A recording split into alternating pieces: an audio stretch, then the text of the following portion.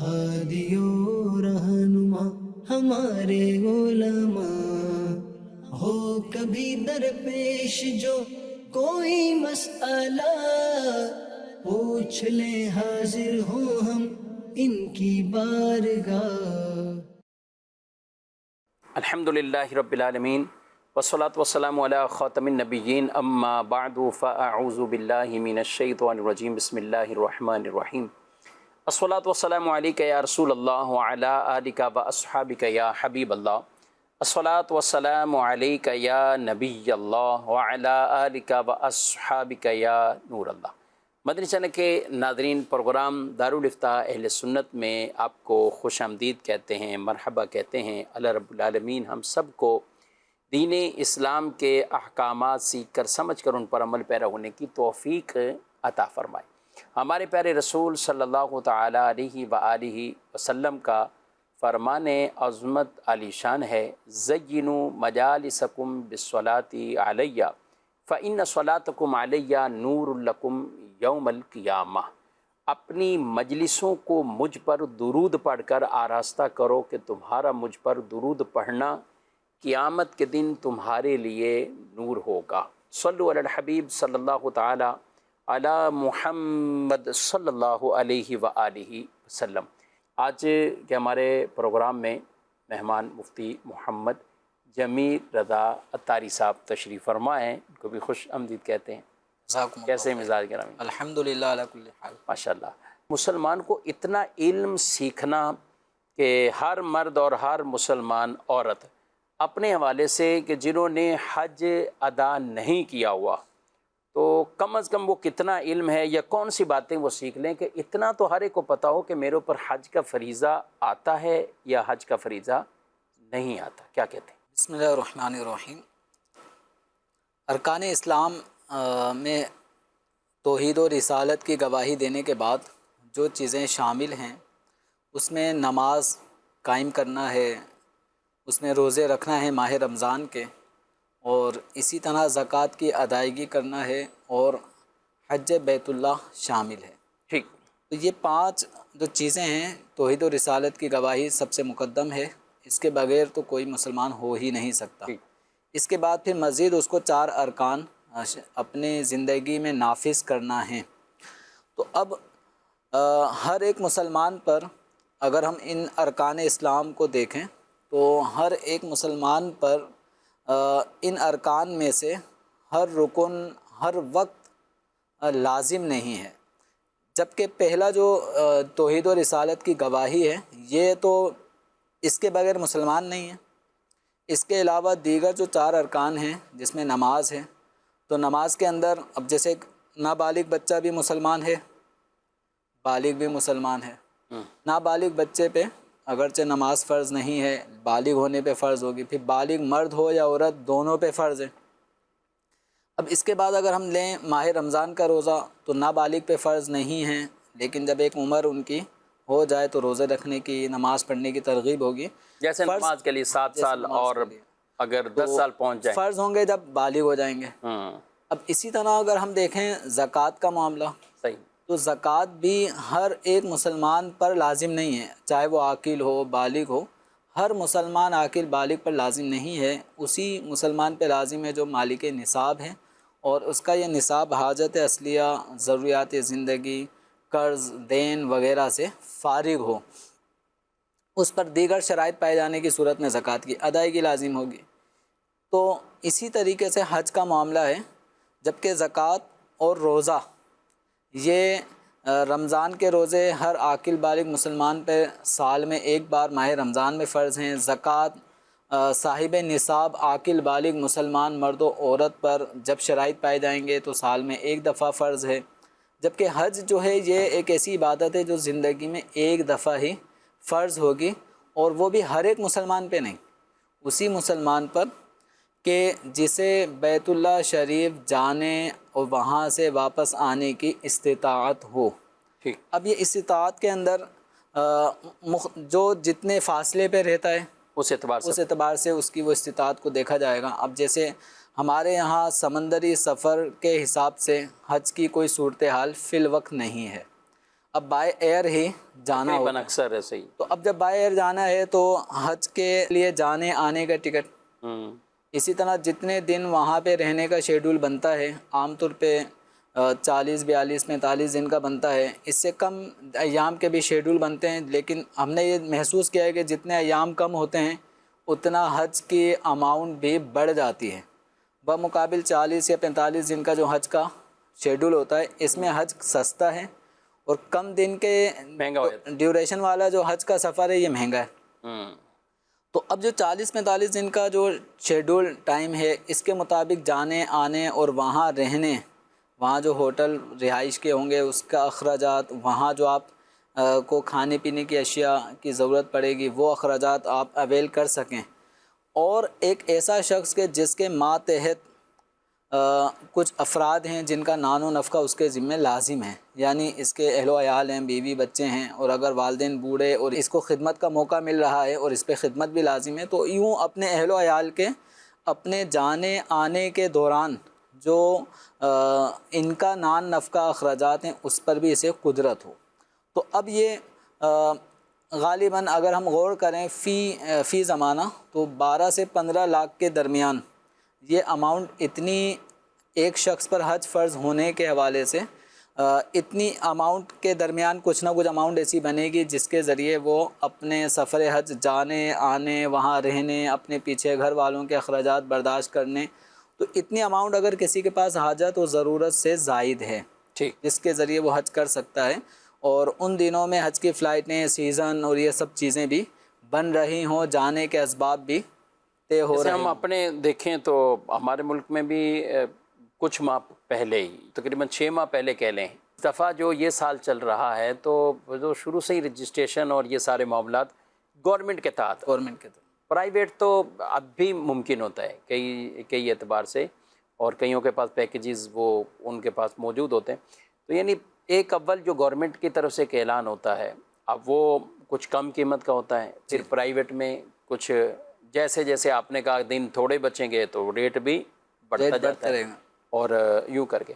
تو خلاصہ کلام ہم یہ کہہ سکتے ہیں کہ جو ایک اعلان ہوتا ہے، جو ایک پیکیج کا اعلان ہوتا یعنی ہے، قافلے حج کم از کم گورنمنٹ کی طرف سے طرف سے جو ہے، اور اتنا کسی کے پاس اماؤنٹ ہے، اور وہ بقیہ جو آپ نے حاجت سے زائد یا بقیہ اخراجات کی جو بات کی ہے تو وہ سب کچھ نکالنے کے بعد کسی کے پاس اتنا بچتا. اچھا، اتنا اماؤنٹ کیش کی صورت میں یوں نہیں ہے. اب کسی کے پاس یہ ہوتا ہے کہ گھر میں رہ رہے ہیں، ٹھیک ہے گھر میں، لیکن ایکسٹرا 1 2 پلاٹ یا کوئی گھر ایسے گھر بھی لے لیے، کہیں گھر بک کروا لیے، کچھ اور ایسی انویسٹمنٹ کر رہے ہوتے ہیں. یعنی بعض کا لوگوں کا اس طرف تیاری بھی کرنی نہیں کرنی، کب کرنی ہے، تو وہ کوئی ایک رجحان رہتا نہیں ہے، یعنی اس طرف توجہ بھی نہیں ہوتی کہ یہ بھی ایک کوئی ایکسٹرا میرے پاس چیز موجود ہے. اچھا، زکوٰۃ کے موقع پہ پوچھ لیں گے تو زکوٰۃ میں تو نارمل بتا دیا کہ بھی تجارت کا مال نہیں، اگر بیچنے کی نیت نہیں تھی تو پھر آپ کے اوپر نہیں. تو زکوٰۃ پر کئی چیزیں لوگ قیاس کرتے رہتے ہیں. زکوٰۃ نہیں ہے تو قربانی بھی نہیں ہے، قربانی نہیں ہے تو حج بھی نہیں ہے. تو کیا ایسا ہے کسی مال پہ زکوٰۃ نہیں ہو رہی ہو تو قربانی بھی نہیں ہوگی، اور قربانی بھی نہیں ہے تو اس پہ آگے حج کا فریضہ بھی نہیں آئے گا؟ جو جن اموال کی وجہ سے زکوٰۃ لازم ہوتی ہے اس میں، اور جن اموال کو سامنے رکھتے ہوئے قربانی، صدقہ فطر یا حج کی ادائیگی لازم ہوتی ہے، ان میں فرق ہے. صحیح.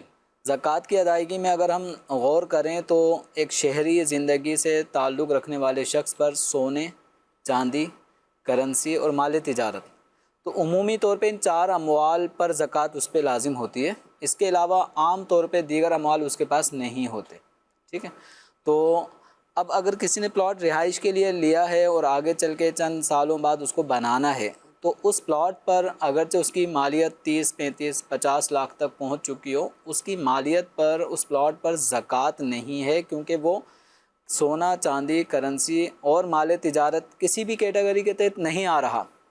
لیکن جو قربانی کا وجوب ہے یا صدقہ فطر کا جو وجوب ہے یا حج کی ادائیگی کا لزوم ہے، تو اس کے اندر مال تجارت ہونے کی کوئی قید نہیں ہے، بلکہ آپ کی ملک میں ایسا مال جو آپ کی حاجت ضرورت سے زائد ہے، اور اس حاجت و ضرورت سے زائد ہونے کے ساتھ ساتھ وہ قرض وغیرہ سے بھی اس کی جو مالیت فارغ ہے، تو اگر کسی کی ملک میں مثال کے طور پہ کوئی 50 لاکھ کا 30 لاکھ کا 20 لاکھ کا پلاٹ ہے اور اس پلاٹ پہ رہنے کی نیت ہے آگے چل کے جب اس کو بنائیں گے پھر اس میں رہیں گے، لیکن ابھی تک وہ پلاٹ کی شکل میں موجود ہے، اس پر زکوٰۃ واجب نہیں ہے، لیکن اس پلاٹ کی وجہ سے قربانی واجب ہوگی، اس پلاٹ کی وجہ سے اس کے اوپر حج کی فرضیت بھی لازم ہو جائے گی، کیونکہ حج کی فرضیت کے لیے مال و اسباب کا کرنسی شیپ میں ہونا ضروری نہیں ہے، حاجت سے زائد کسی بھی شکل و صورت میں کوئی مال اس کی ملک میں موجود ہے،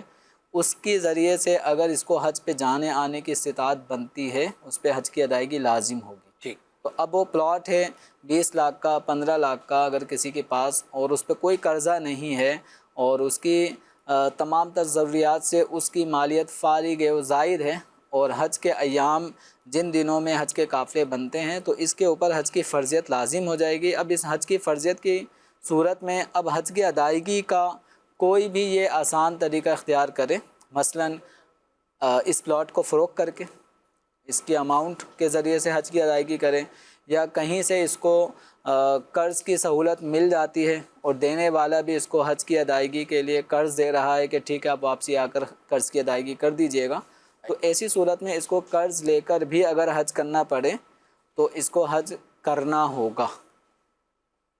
ٹھیک، بہرحال یہ مسائل تو ہم نے چند مختصر ناظرین کرام یہ یہاں پہ عرض کیے ہیں، اور یہ سیکھنی چاہیے یہ چیزیں۔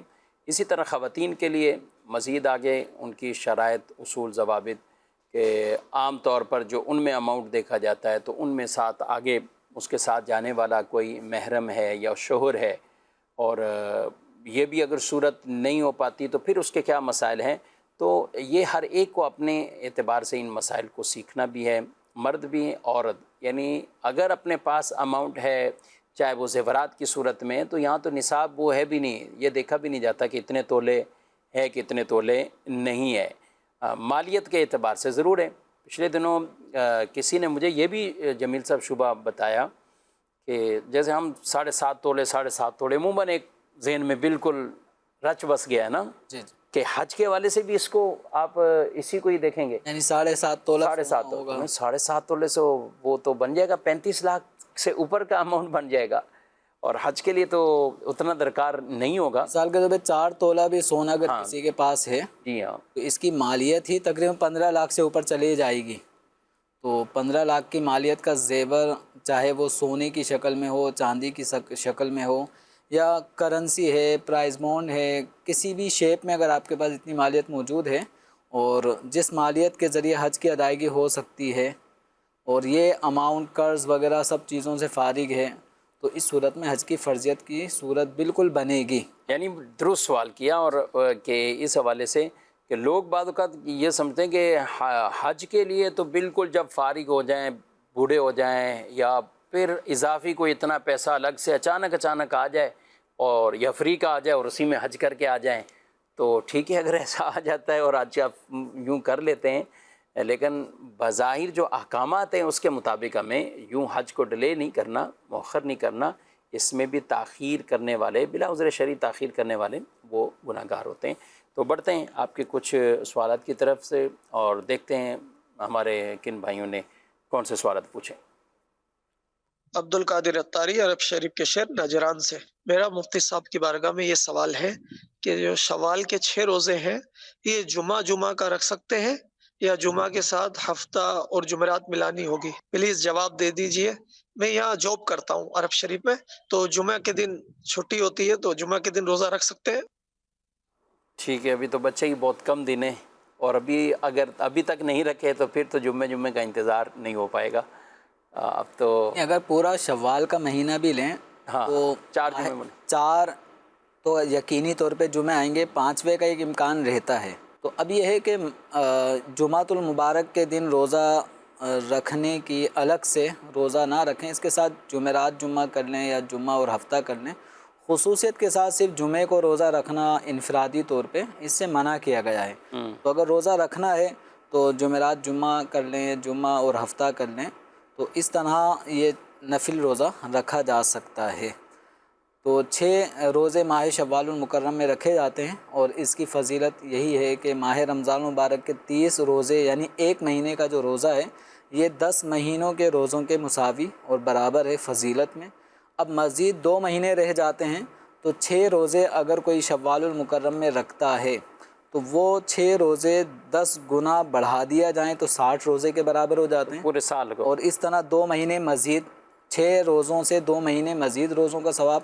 تو حدیث مبارکہ میں شوال المکرم کا روزہ ماہ رمضان کے ساتھ جو 6 روزے رکھتے ہیں تو اسے گویا پورے زمانے روزہ رکھنے کا ثواب مل رہا ہوتا ہے۔ تو اس فضیلت کو ضرور حاصل کیا جائے، اگر آپ کو سہولت بھی ہے تو بالکل روزے رکھیں۔ اور اگر غور کریں تو آج کل جو ایام چل رہے ہیں اس میں ٹھنڈ کا پہلو نمایاں محسوس ہو رہا ہے، یعنی پاکستان کے سیزن میں اگر ہم دیکھیں موسم میں تو ٹھنڈک ابھی برقرار ہے، تو روزہ رکھنا آسان ہے، اور روزے کا ٹائم ڈیوریشن بھی ابھی کم ہے۔ جو دن آگے گرمیوں کی طرف جائے گا تو دن کا جو ٹائم ڈیوریشن یہ بھی بڑھ جائے گا اور سختی بھی ہوگی، دھوپ شدت ہوگی، روزہ رکھنے میں تھوڑا نفس سستی کرے گا۔ تو ابھی نفل روزوں کے حوالے سے ماہ شوال المکرم میں بآسانی روزے رکھے جا سکتے ہیں۔ خواتین کے جو ماہ رمضان میں روزے رہ جاتے ہیں تو وہ بھی شوال المکرم میں بآسانی روزہ رکھ سکتی ہیں۔ جی سوال ہے کہ کیا میں اپنے ابو کے ساتھ عمرہ پر جا سکتی ہوں؟ میرے والدین کا کہنا ہے جب تک بیٹیوں کا فرض ادا نہ ہو تب تک والدین عمرہ یا حج پر نہیں جا سکتے، کیا کہتے ہیں؟ اب یہ بیٹیوں کا فرض ادا کرنے کا مطلب ہمارے جو معاشرے میں لیا جاتا ہے بیٹیوں کی نکاح شادیاں کرنا، جی ہاں، تو جب تک بیٹیوں کی شادی نہیں کریں تو اس وقت ہم عمرہ نہیں کر سکتے، یا حج نہیں بعض لوگ حج کی ادائیگی کے اندر یہ سب سے پہلے ایک شرط لگا دیتے ہیں کہ بیٹیوں کی شادیاں کریں پھر حج پہ جائیں۔ تو ایسی کوئی شرط نہ عمرے کے لیے ہے نہ ہی حج کی ادائیگی کے لیے۔ اب عمرہ کرنا یہ سنت ہے رسول اکرم صلی اللہ تعالیٰ علیہ وآلہ وسلم کی، اور سنت موقدہ بھی ہے، تو جس کو استطاعت ہو اسے اس سنت موقدہ کی ادائیگی کرنی چاہیے۔ لیکن جس نے حج فرض ہونے کے باوجود حج کی ادائیگی میں تاخیر کی تو وہ تاخیر کرنے کی وجہ سے گناہ گار ہو رہا ہے۔ اب اس کے اندر بچیوں کی شادی کہیں پر بھی شرط نہیں ہے حج کی فرضیت کے حوالے سے، یعنی ہم کسی بھی کتب فقہ کے اندر دیکھ لیں، احادیث میں دیکھ لیں، قرآن پاک کی کہیں کسی آیت کے اندر یہ نہیں ہے، اس میں من استطاع الیہ سبیلا یہ الفاظ ہیں۔ تو اب جسے استطاعت ہے تو اسے حج کی ادائیگی کرنی ہے۔ اب بچیوں کی شادیاں کرنا اس میں کہیں سے رکاوٹ نہیں بنتی۔ تو اب یہ ہے کہ ویسے بھی اگر ہم غور کریں کہ بچیوں کی یا بیٹوں کی یا بیٹیوں کی شادی کے حوالے سے جو اخراجات ہیں وہ اخراجات ہمارے اپنے ہی بڑھائے ہوئے ہیں، اور دیکھا دیکھی کہ اب یہ بھی دینا ہے وہ بھی دینا ہے، یعنی رسومات اتنی بڑھ چکی ہیں کہ رسمیں فری والی تو اب شاید ہی کوئی رسم رہ گئی ہو، کسی چھوٹی سے چھوٹی رسموں میں بھی ہزاروں روپے خرچ ہے۔ اب یہ سارے اور اخراجات اسی سے بعض اوقات کوئی خرچ میں کمی ہے یا اسی رسم کو کرنے میں کچھ مسئلے مسائل، تو وہی چیزیں ناراضگی، وہی چیزیں لڑائی کا باعث، اور بعض میں ایسے کہ گھر ٹوٹ جاتے ہیں معاذ اللہ۔ اب یہ رسمیں رسومات کی ادائیگیاں کرنا اور ان میں رقمیں خرچ کرنا یہ ہمارے اپنے ہی ایک بنائے ہوئے طریقہ کار ہیں جس کی وجہ سے ہم خود الجھن میں آئے ہوئے ہیں۔ شریعت مطہرہ نے شادیوں کو تو آسان فرمایا ہے، برکت والا نکاح اسے قرار دیا جو جتنا زیادہ آسان ہو۔ تو ایسے موقع پر کہیں پر بھی لڑکیوں کی شادی کو حج کی فرضیت میں رکاوٹ نہیں بنایا جا سکتا۔ جو ایسا سمجھتے ہیں تو وہ کسی قسم کا ایک دھوکے کا شکار ہیں، غلط فہمی کا شکار ہیں، اور حج کی ادائیگی جب ان پہ فرض ہے تو سب سے پہلے وہ اس فرض کی ادائیگی کی کوشش کریں، اور جب آدمی حج کی ادائیگی کرتا ہے تو حج اور عمرہ اس کی یہ برکت بیان کی گئی ہے کہ یہ فقر و فاقہ تنگ دستی کو دور کرتے ہیں۔ وہاں جا کے آپ دعا کریں گے، کعبۃ اللہ شریف کا دیدار کرتے وقت جو دعا کی جاتی ہے قبول ہوتی ہے، بارگاہ رسالت میں آپ حاضر ہوں گے، وہاں دعا قبول نہ ہو تو پھر کہاں ہو؟ تو یعنی یہ وہ مقدس سرزمینیں ہیں کہ جہاں بے شمار وہ مقامات ہیں جہاں پر دعا کی قبولیت کی فضیلتیں بیان کی گئی ہیں۔ تو آپ وہاں جائیں گے، دعا کریں گے، ایک تو فرض کی ادائیگی کریں گے، پھر اس کے ساتھ ساتھ وہاں دعائیں کریں گے، اور جو آپ کو پریشانیاں اپنے بچوں کی آگے لائف کے حوالے سے، شادیوں کے حوالے سے جو پریشانی ہے، وہاں جا کے دعا کریں گے انشاءاللہ مسئلے حل ہو جائیں گے۔ اب ہم یہ کہیں کہ حج کی جو ادائیگی میں رقم وہاں یوں خرچ ہوگی تو بچوں کی شادی کیسے ہوگی؟ اچھا، اب بچوں کی شادی کر لیں گے تو پھر جو اصل فرض آپ کے اوپر حج ہو رہا تھا اس میں وہ کیسے ادا کریں گے؟ تو ایسے موقع پر ترجیحات کس کو دینی ہے کس کو نہیں دینی، اس حوالے سے ہمیں چاہیے کہ شرعی رہنمائی پہلے لیں تاکہ ہمیں پتہ چلے کہ دو چیزیں ہم پر ضروری ہو رہی ہیں، ان میں سے کون سا کام زیادہ ضروری ہے۔ زیادہ ضروری ہے، اور پھر وقت بھی دیکھ لیا جائے نا کہ وہ ٹائم پیریڈ کون سا ہے۔ یعنی جیسے ابھی ہم دیکھیں کہ یا سال کا بیچ کا وہ حصہ چل رہا ہو کہ اس سے پہلے ہی، یعنی وہ وقت جب قافلے بنتے ہیں حج کے لیے، اس سے پہلے کسی نے اپنی ضرورت میں رقم خرچ کی، شادی میں خرچ کی یا کسی اور چیز میں خرچ کرتا ہے تو اس کو بھی دیکھا جائے گا اس میں دائر ہے۔ اور ایک وہ وقت ہے کہ آ گیا یا پچھلے سالوں میں ہی اس کے پاس اماؤنٹ رکھا ہوا ٹائم ہے کہ ایسے کئی اوقات گزر چکے ہیں، ان دونوں میں فرق آئے گا۔ اصل تو یہ ہے نا کہ جب قافلے حج کے بن رہے ہوں اور حج کی اماؤنٹ، حج کی ادائیگی جتنی اماؤنٹ اس کے پاس موجود ہے، اب یہ اپنے ذہن میں رکھا ہوا ہے نہیں بچی کی شادی میں ابھی جی 6 مہینے باقی ہیں، اگر میں حج کی ادائیگی میں پیسے ڈال دوں گا خرچ کر دوں گا تو بچی کی شادی کیسے ہوگی؟ تو اس طرح کے معاملات میں حج کی تاخیر کی اجازت نہیں ہے، حج کی ادائیگی مقدم رہے گی۔ جی مزید سوال۔ مفتی صاحب یہ فرمائے کہ کسی کے بارے میں کہا جاتا ہے دجال آ گیا دجال آ گیا، تو اس طرح کہنا کیسا ہے اور کہنے والے پر کوئی حکم لگے گا؟ عجیب لوگ ہیں، کیسی کیسی باتیں کر جاتے ہیں، کیا کہتے ہیں؟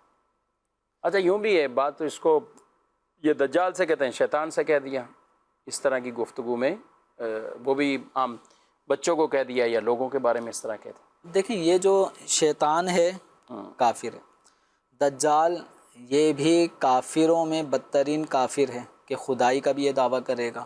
اسی طریقے سے بعض لوگ یاجوج ماجوج بھی کہہ دیتے ہیں کسی کو ہٹنگ کرتے وقت، تو یعنی یہ ایسے نام کہ جو کافروں کے ہیں اور کسی مسلمان کی طرف ان الفاظوں کو منسوب کرنا یہ بلا شبہ اس دوسرے مسلمان کی دل آزاری کا باعث بنتے ہیں۔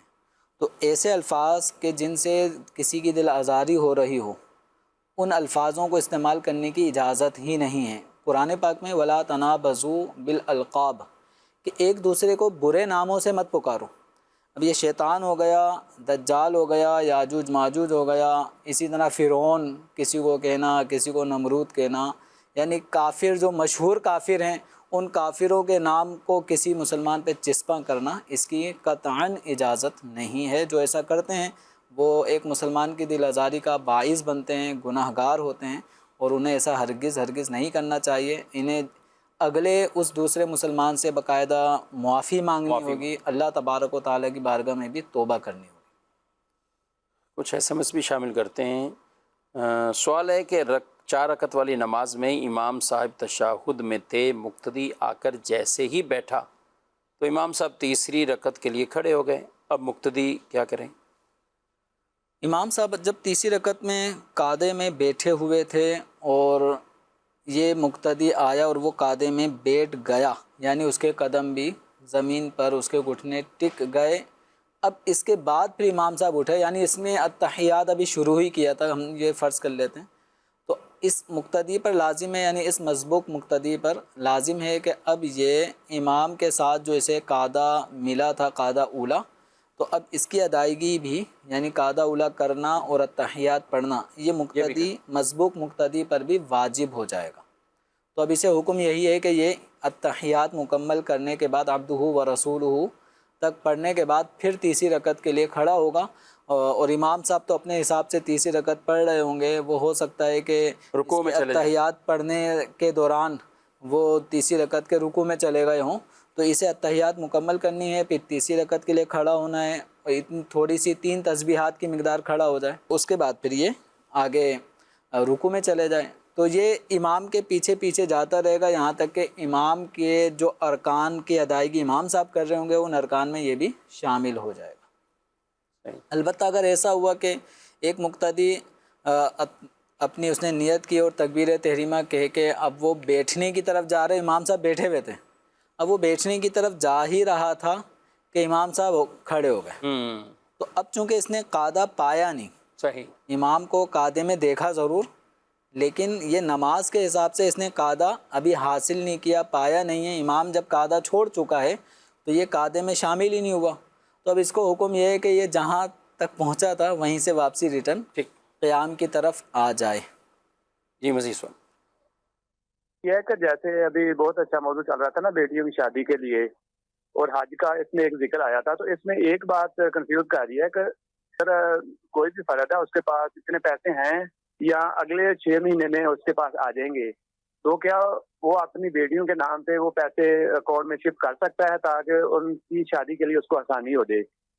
اگر وہ شفٹ کر سکتا ہے تو پھر تو حج اس پہ فرض نہیں رہتا، پیسے اماؤنٹ کم ہو جاتی ہے۔